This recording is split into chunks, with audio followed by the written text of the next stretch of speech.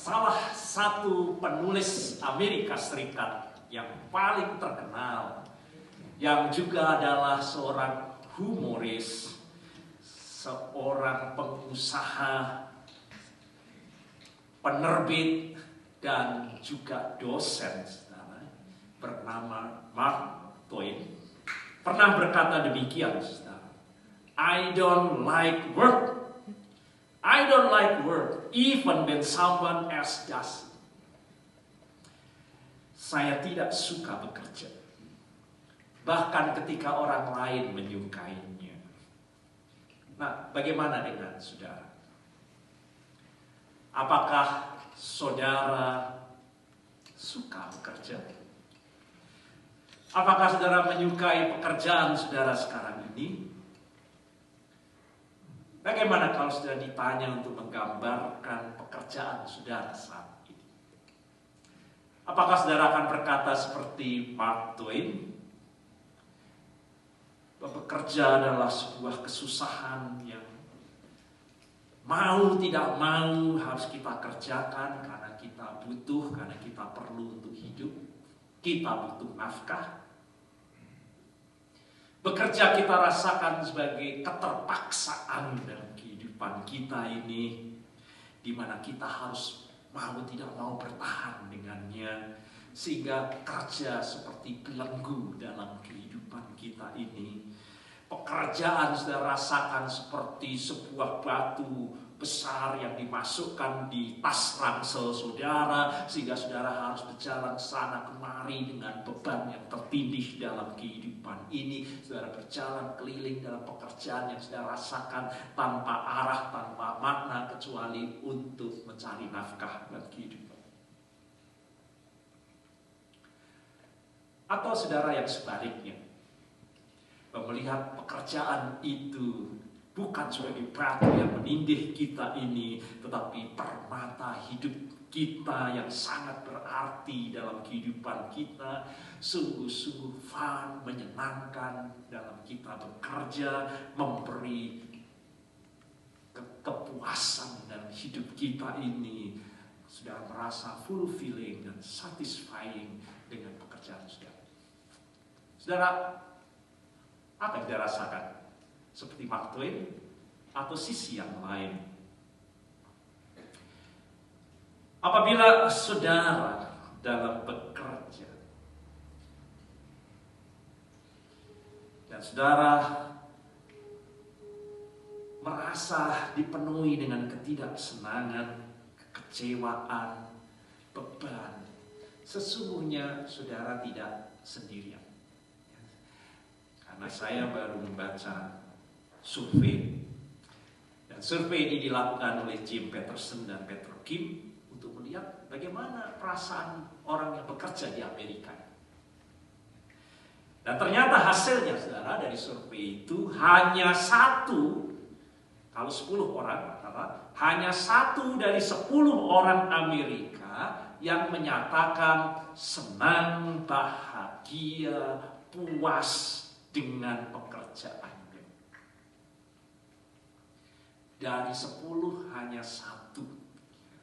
Itu berarti yang 9 menurut survei ini sama seperti Mark Twain. Apakah saudara termasuk yang 1 atau saudara termasuk yang 9? Nah, hari ini saudara kita mau diajak untuk mendengar kabar baik Injil sebagai umat Allah. Kita seharusnya dapat menikmati karya dan pekerjaan yang diberikan Tuhan kepada kita. Bahwa Allah itu sesungguhnya peduli dengan karya dan pekerjaan kita.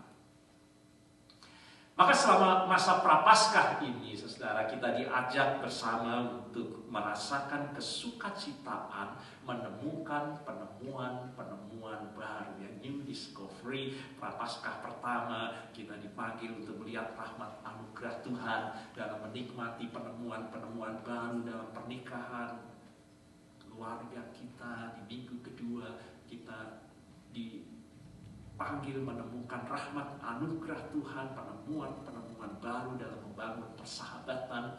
Dan hari ini saudara, kita dipanggil untuk merasakan kesukacitaan menemukan rahmat, perspektif, pandangan Allah, pedoman dari Allah dalam kita melakukan pekerjaan kita. Bahwa sesungguhnya di mata Allah, kerja itu bukan sekedar pekerjaan. A job isn't just a job. Yang kiranya kita buka hati kita akan membuat kita mengalami kebahagiaan dalam kita bekerja. Dan lebih daripada itu, kita memuliakan Tuhan di semua bidang pekerjaan yang sedang kita lakukan. Maka pertama-tama mari kita bertanya kepada diri kita sendiri. Dalam kita bekerja, di mana Allah dalam pekerjaan kita? Apakah ada Allah dalam pekerjaan kita? Apakah Allah itu ada kaitannya, ada relevansinya, ada sangkut pautnya dengan karier atau pekerjaan yang sedang saudara jalani saat ini? Atau sebaliknya, saudara selama ini merasa bahwa pekerjaan saudara itu seperti secret room, kamar rahasia yang tidak pernah dimasuki oleh Allah. Dan saudara berpikir bahwa tak ada kaitan Allah dalam pekerjaan saudara. Itu hanya sekuler yang terpisah dari Allah. Mari kita pahami bagaimana kerja itu di mata Allah. Kerja yang sedang kita jalani tiap-tiap hari. Benarkah saudara bahwa kerja itu seringkali berdasarkan Kejadian pasal 3, 17, 19 yang sudah kita baca, kita anggap bekerja itu akibat dosa, kutukan dari Allah, maka kita bekerja. Lalu firman-Nya kepada manusia itu, terkutuklah tanah karena engkau dengan bersusah payah engkau akan mencari rezekimu dari tanah seumur hidupmu. Semak duri dan rumput duri yang akan dihasilkannya bagimu, dan tumbuh-tumbuhan di padang akan menjadi makananmu. Dengan berpeluh engkau akan mencari makananmu sampai engkau kembali lagi menjadi tanah. Dari ayat ini disimpulkan kalau kerja itu akibat dosa, buah dari dosa, dosa membuat manusia bekerja. Apakah memang demikian yang dikatakan dalam firman Tuhan? Sangat jelas bahwa hal ini sama sekali tidak benar. Bahwa memang benar akibat dosa membuat bekerja itu membuat kita harus bekerja keras dan berpeluh, berjerih lelah. Tetapi jauh sebelum dosa itu ada, saudara, sebelum Adam dan Hawa jatuh ke dalam dosa, manusia bekerja. Pekerjaan itu sudah melekat dalam rancangan penciptaan Allah untuk manusia. Jadi jauh sebelum pasal 3, kejatuhan manusia dalam dosa, Kejadian 2 ayat 15, Tuhan Allah mengambil manusia itu dan menempatkannya dalam Taman Eden untuk mengusahakan, itu bekerja, dan memeliharanya, itu bekerja. Jadi kerja itu, saudara, sudah ada dalam rancangan Allah mencipta manusia sebelum jatuh di dalam dosa. Manusia bekerja.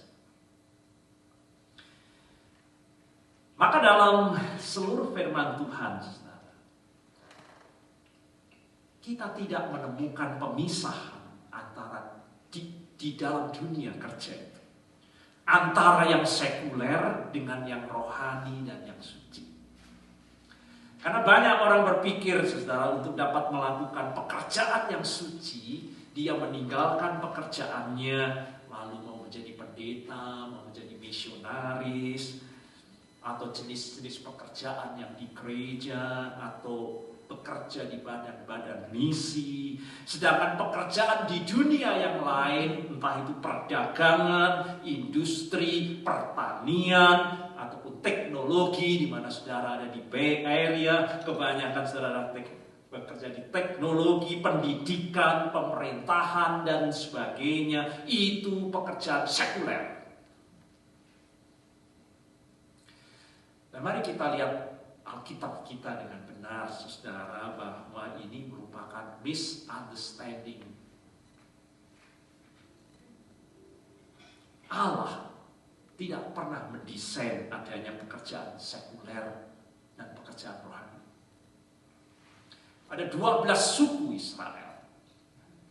Dan 11 suku diberi tanah, mereka dapat bekerja di ladang, mereka memelihara hewan ternak, mereka berdagang.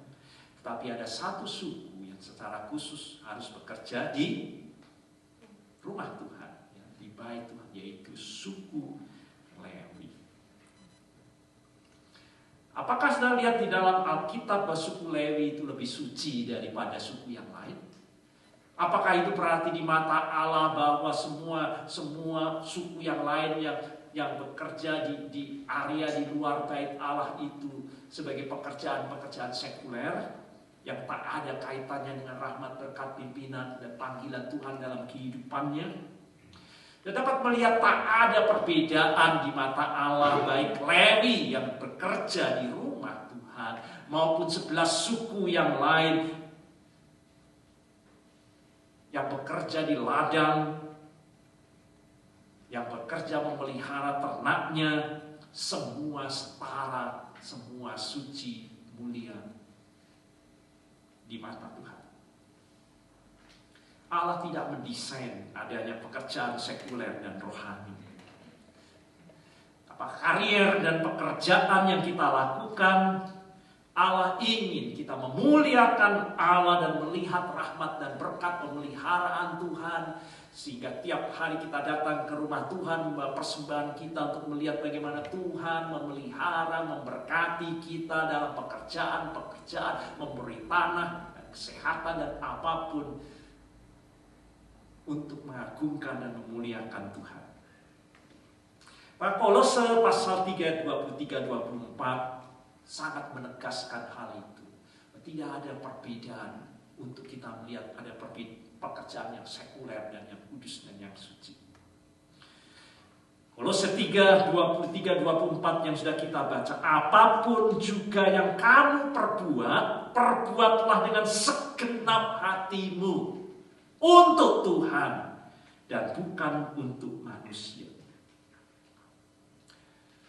Jadi di tempat-tempat yang dianggap sekuler itu kita juga dapat melakukannya bukan untuk manusia sesungguhnya, tetapi kita melakukannya untuk Tuhan. Dan dengan cepat, saudara, kita dapat melihat di dalam Alkitab kita bagaimana Allah dimuliakan di dalam pekerjaan manusia sehari-hari. Abraham, saudara baca di dalam Alkitab,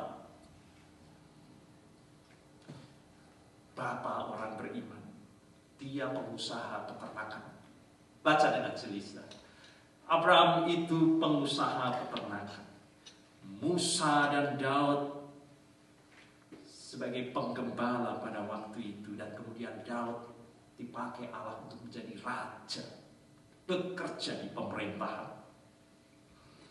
Rut, saudara, dicatat dalam Alkitab itu bekerja mengumpulkan sisa-sisa gandum, pekerjaan kasar yang disebut orang pada zaman sekarang melarat sedemikian rupa sehingga dia harus mengais sisa-sisa panen di ladang orang lain.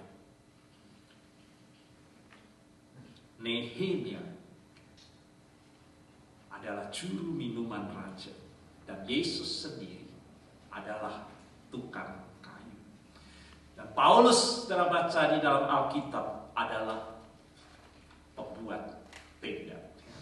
Dan saya dapat teruskan, saudara, masing-masing kita dapat lihat bahwa dengan cepat kita melihat dalam Alkitab bagaimana Allah dimuliakan dalam pekerjaan sehari-hari. Allah, saudara, memakai orang-orang awam, kita memakai awam, untuk membedakan dengan saya yang menjadi pendeta. Bahkan orang-orang yang melakukan pekerjaan kasar sekalipun dipakai oleh Tuhan.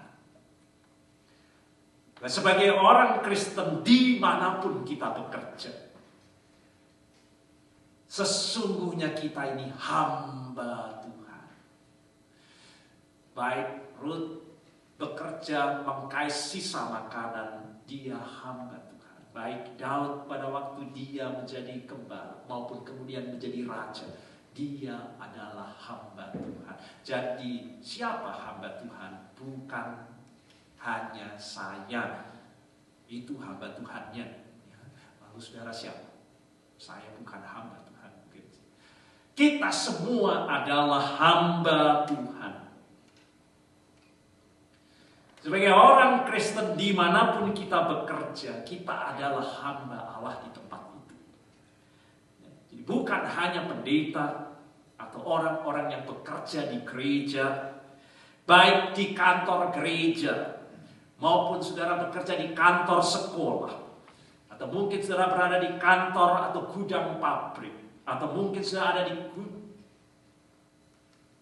pencakar langit, gedung pencakar langit, atau saudara bekerja di luar kantor.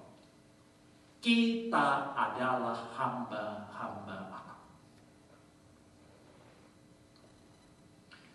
Maka sekarang coba kita jawab pertanyaan ini. Saudara memilih yang mana? Apakah saudara bekerja untuk hidup? Apakah saudara bekerja untuk hidup? Atau saudara hidup untuk bekerja? Saudara pilih apa? Siapa merasa bahwa bekerja itu untuk hidup? Bekerja untuk hidup. Atau saudara memilih bahwa kita hidup ini memang untuk bekerja? Atau tidak ada pilihan?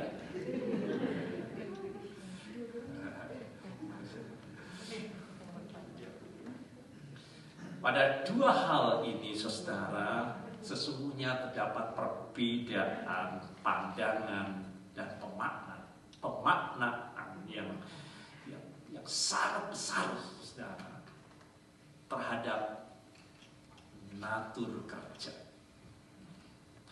Jika kita bekerja untuk hidup,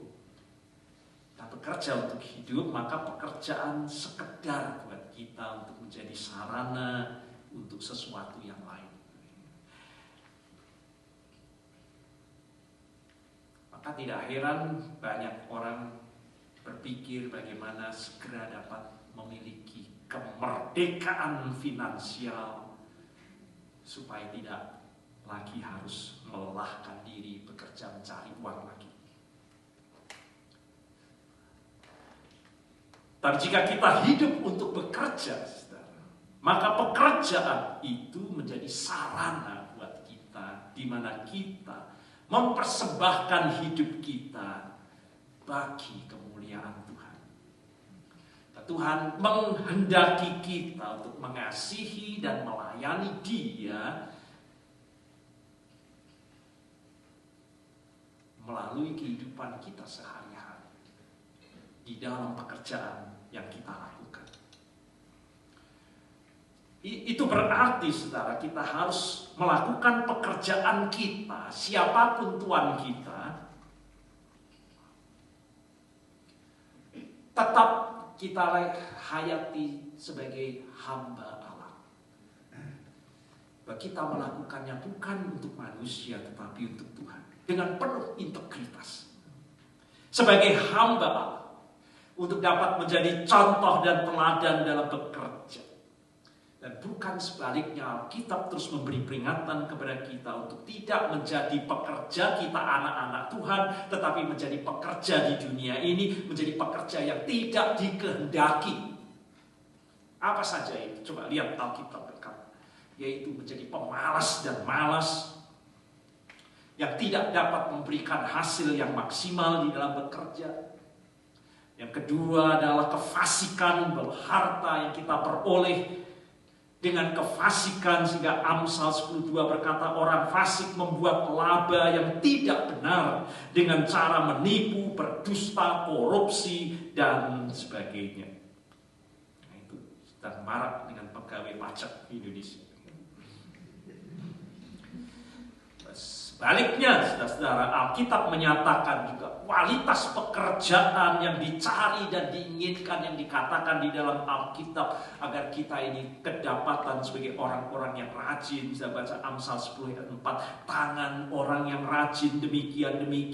Yang kedua, kita memberikan etos kerja kita, perhatian bekerja dengan sepenuh hati, tidak dengan setengah hati, dengan pengertian bekerja dengan akal budi. Yang ketiga, kita dapat lihat Alkitab mengingatkan supaya kita bekerja dengan keterampilan cakap bekerja. Amsal 22:29, engkau melihat orang yang cakap dalam pekerjaannya. Mengapa harus demikian? Karena Alkitab sudah menyatakan pekerjaan bukanlah sekedar pekerjaan. Maka kalau sudah perhatikan, kata pekerjaan dalam bahasa Inggris itu adalah vocation. Dari mana kata itu? Vocation.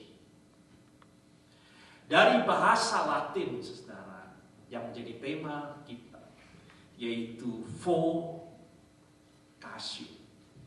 Bahasa Latin vocatio, kerja.